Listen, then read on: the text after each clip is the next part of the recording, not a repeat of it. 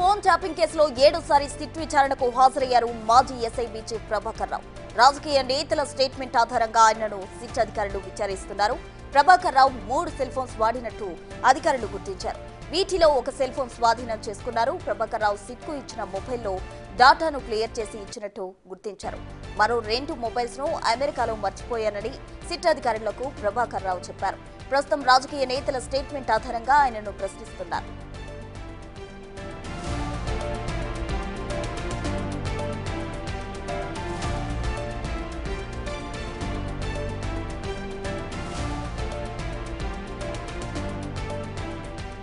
Phone tapping కేసులో 7సారి SIT విచారణకు హాజరయ్యారు మాజీ ఎస్ఐబీ చీఫ్ ప్రభాకర్ రావు. రాజకీయ నేతల స్టేట్మెంట్ ఆధారంగా ఆయనను సిట్ అధికారులు విచారిస్తూ ఉన్నారు. ప్రభాకర్ రావు 3 సెల్ ఫోన్స్ వాడినట్టు అధికారులు గుర్తించారు. వీటిలో ఒక సెల్ ఫోన్ స్వాధీనం చేసుకున్నారు. ప్రభాకర్ రావు సిట్కు ఇచ్చిన మొబైల్లో డాటాను క్లియర్ చేసి ఇచ్చినట్టు గుర్తించారు అధికారులు. మరో 2 మొబైల్స్ ను అమెరికాలో మర్చిపోయాని సిట్ అధికారులకు ప్రభాకర్ రావు చెప్పారు. ప్రస్తుతం రాజకీయ నేతల స్టేట్మెంట్ ఆధారంగా ఆయనను ప్రశ్నిస్తూ ఉన్నారు.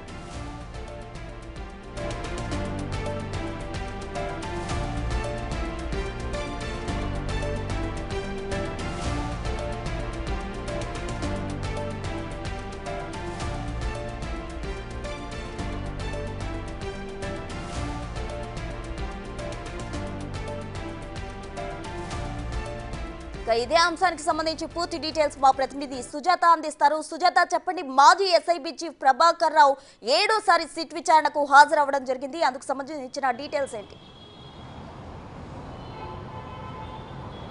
ప్రసన్న, ఫోన్ ట్యాపింగ్ కేసులో కీలక నిందితుడిగా ఉన్నటువంటి ఎస్ఐబీ మాజీ చీఫ్ ప్రభాకర్ కొద్దిసేపటి క్రితమే జూబ్లీహిల్స్లోని సిట్ కార్యాలయానికి చేరుకున్నారు. అయితే ఇప్పటికే 6 సార్లు విచారించినటువంటి నేపథ్యంలోనే ఫోన్ ట్యాపింగ్కి సంబంధించి అసలు ఎలాంటి విషయాలు కూడా తను వెల్లడించలేదు. అయితే 7సారి తనని విచారించాలని భావించినటువంటి సిట్ అధికారులు 11 గంటలకి సిట్ కార్యాలయానికి చేరుకున్నారు. ప్రస్తుతం 2 గంటల నుంచి కూడా ఇటు సిట్ అధికారులు తనని ప్రశ్నిస్తూనే ఉన్నారు. కేవలము తన సిట్ కార్యాలయానికి వచ్చి సిట్ అధికారులు అడిగినటువంటి ప్రశ్నలన్నిటిని కూడా దాటవేసే ప్రయత్నం చేస్తున్నారు. కేవలం విచారణకి మాత్రమే హాజరవుతున్నారు, కానీ విచారణలో ఏమాత్రం సహకరించడం లేదు. ఏం అడిగినా కూడా తనకి తెలియదు, లేదు అంటే మర్చిపోయాను, పైన ఉన్నటువంటి అధికారులు చెప్పినటువంటి వాటిని నేను ఫాలో అయ్యాను మాత్రమే, ఈ 3 సమాధానాలే చెప్తున్నారు. కానీ ఫోన్ ట్యాపింగ్కి సంబంధించినటువంటి బాధితులు ఎవరైతే ఉన్నారో వాళ్ళ స్టేట్మెంట్ని 300 మందికి పైగానే ఇప్పుడు స్టేట్మెంట్ని రికార్డ్ చేశారు. ఇంకా కూడా ఆ స్టేట్మెంట్ని 318 మందికి పైగానే స్టేట్మెంట్ని రికార్డ్ చేయనున్నట్లుగా కూడా తెలుస్తుంది.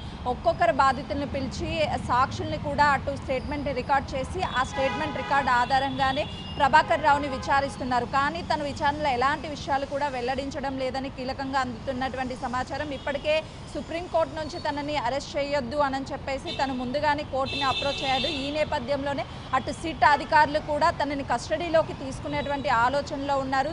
కోర్టుని అప్రోచ్ అయ్యి తనని కస్టడీలోకి ఇస్తేనే ఈ కేసుకి సంబంధించి అన్ని విషయాలను కూడా రాబట్టే అవకాశం కనిపిస్తుంది. కేవలము ఇప్పుడు తనని విచారణకి పిలిపించి ఆ తర్వాత తన నుంచి సేకరించినటువంటి ఆధారాలు ఏవైతే ఎవిడెన్స్ ఉన్నాయో వాటిని ఆధారంగానే మళ్ళీ తనని విచారిస్తున్నారు. కానీ కస్టడీ ఇస్తేనే ఖచ్చితంగా అన్ని విషయాలు వెలుగులోకి వస్తాయనని అటు సిట్ అధికారులు భావిస్తున్నారు. కాబట్టి కోర్టుని అప్రోచ్ అయ్యే అవకాశం కూడా, కస్టడీ కోర్టు పిటిషన్ దాఖలు చేసే అవకాశం చాలా స్పష్టంగా కనిపిస్తుంది. కానీ తను ఎలక్షన్ టైంలో ఎన్ని ఫోన్లు వాడారు అన్న విషయాలకి సంబంధించి 3 ఫోన్లు వాడినట్లుగా కూడా తెలుస్తుంది. తన వ్యక్తిగతంగా ఆ 3 ఫోన్లని సిట్ అధికారులకి హ్యాండ్ ఓవర్ చేయాలి అని చెప్పి తనను కోరినటువంటి నేపథ్యంలోనే కేవలము ప్రభాకర్ రావు ఒక ఫోన్ని మాత్రమే తీసుకువచ్చి ఈ ఫోన్ని నేను ఎన్నికల టైంలో వాడాను అని చెప్తున్నారు. కానీ దాంట్లో ఎలాంటి డేటా కూడా లేకపోవడంతో ఆ డేటాని రిక్యూట్ చేయడానికి కూడా ఎస్ఎఫ్ఎల్కి పంపించినట్లుగా కూడా తెలుస్తుంది. అయితే మిగతా 2 ఫోన్లకు సంబంధించినటువంటి విషయాలని ప్రభాకర్ రావు నేను అమెరికాలో వదిలేశాను అని చెప్తున్నారు. అయితే మిగతా 2 ఫోన్లని, తను వాడినటువంటి ఫోన్లని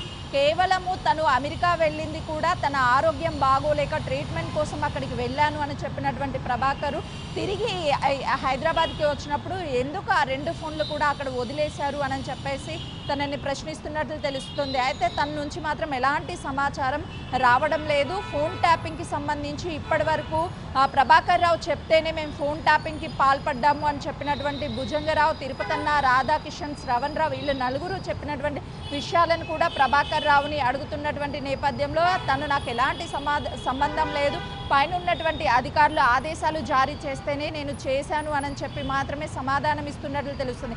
ఫోన్ ట్యాపింగ్కి సంబంధించి ఒక క్లారిటీ రావాలంటే ఖచ్చితంగా ప్రభాకర్ రావు ఎవరు చెయ్యమంటే ప్రభాకర్ రావు ఫోన్ ట్యాపింగ్ చేశారు, కేవలం తన పైన ఉన్నటువంటి ఉన్నత అధికారులా లేకపోతే ఎవరైనా నాయకులు తనని అప్రోచ్ అయ్యి ఫోన్ ట్యాపింగ్ చేయమని అడిగారా అని చెప్పి ఈ విషయాలు రావాలి అంటే ప్రభాకర్ రావు పేర్లు చెప్తేనే వాళ్ళని విచారించిన తర్వాత అన్ని విషయాలు కూడా వెలుగులోకి వచ్చే అవకాశం కనిపిస్తుంది. ప్రభాకర్ రావు ఏ విషయం కూడా వెల్లడించడం లేదు కాబట్టి ఈ కేసుకి సంబంధించి ముందుకు కొనసాగాలి అన్నా, ఈ కేసుకి సంబంధించి ఒక క్లారిటీ రావాలన్నా ప్రభాకర్ రావు నోరు విప్పాల్సినటువంటి అవసరం ఉంది అని చెప్పేసి సిట్ అధికారులు భావిస్తున్నారు. కాబట్టి కోర్టుని అప్రోచ్ అయ్యి తనని కస్టడీకి కోరే అవకాశం చాలా స్పష్టంగా కనిపిస్తుంది ప్రసూన.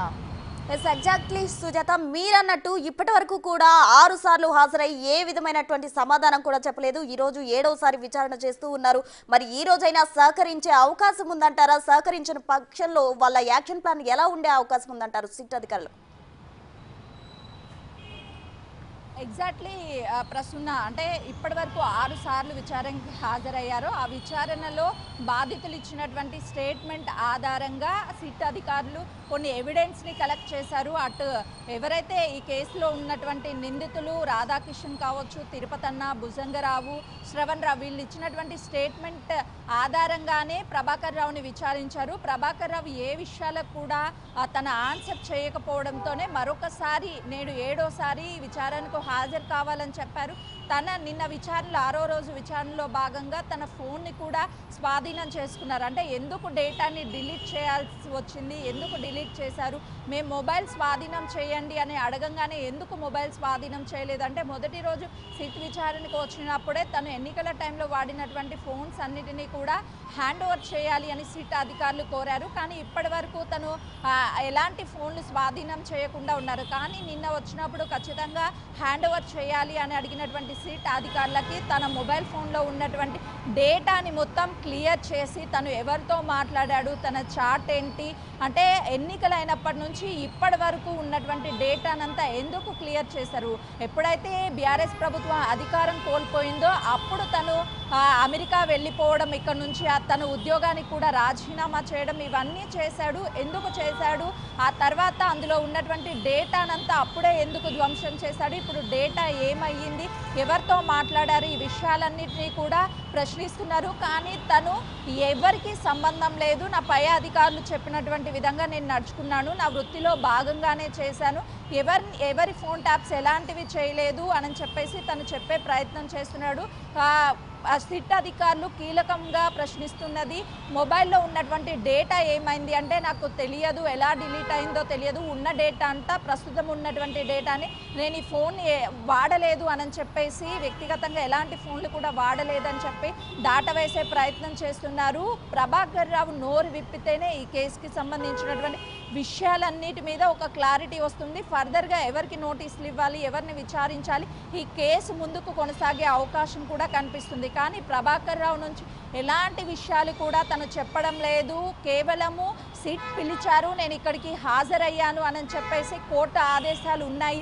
సిట్ అధికారులకి ఎప్పుడు విచారణకి పిలిచినా కూడా మీరు వెళ్ళాలి అని చెప్పేసి సుప్రీంకోర్టు నుంచి ఆదేశాలు ఉన్నాయి. కాబట్టే అలా వచ్చి సిట్ అధికారుల ముందు విచారణకి హాజరవుతున్నారు.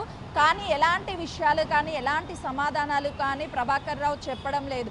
ఏ విషయం అడిగినా నాకు తెలియదనే సమాధానాలే వస్తున్నాయి. ఇప్పటికీ 6 సార్లు సిట్ విచారణకి హాజరయ్యాడు కాబట్టి ఏదైనా విషయాలు చెప్పుంటే ఈ కేసు ఫర్దర్గా ముందుకు వెళ్ళేది.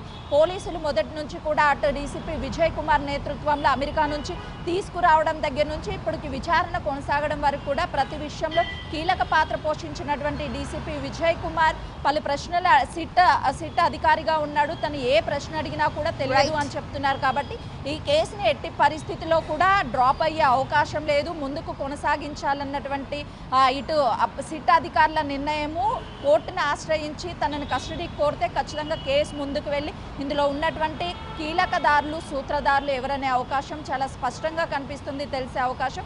అందుకే కోర్టుని ఆశ్రయించే అవకాశం కూడా కనిపిస్తుంది Prasanna. Right, thank you Sujatha. ఇక ఫోన్ ట్యాపింగ్ వ్యవహారానికి సంబంధించి మాజీ ఎస్ఐబి చీఫ్ ప్రభాకర్ రావు 7వసారి విచారణ కొనసాగుతుంది.